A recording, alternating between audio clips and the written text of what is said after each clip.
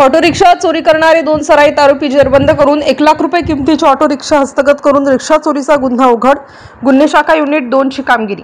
गुन्हे शाखा युनिट 2 कडील अधिकारी व अंमलदार यांनी तात्काळ गुन्ह्याच्या घटनास्थळास भेट देऊन ऑटो रिक्षा चोरी करणारे 2 आरोपी सीसीटीव्ही कॅमेऱ्यामधून निष्पन्न केले.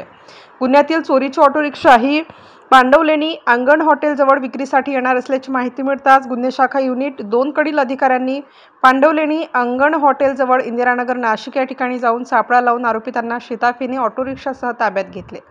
आरोपीचे नाव प्रदीप जगन्नाथ तुपे वय 35 वर्ष, योगेश बाळू लोखंडे वय 29 वर्ष असे असल्याचे सांगितले. त्यांना ताब्यात घेऊन त्यांच्या ताब्यातून 1 लाख रुपये किमतीची ऑटो रिक्षा हस्तगत करण्यात आली. सदर गुन्ह्यातील जप्त मुद्देमाल व 2 आरोपितांना पुढील कारवाई कामी सातपूर पोलीस ठाणे येथे हजर करण्यात आले आहे.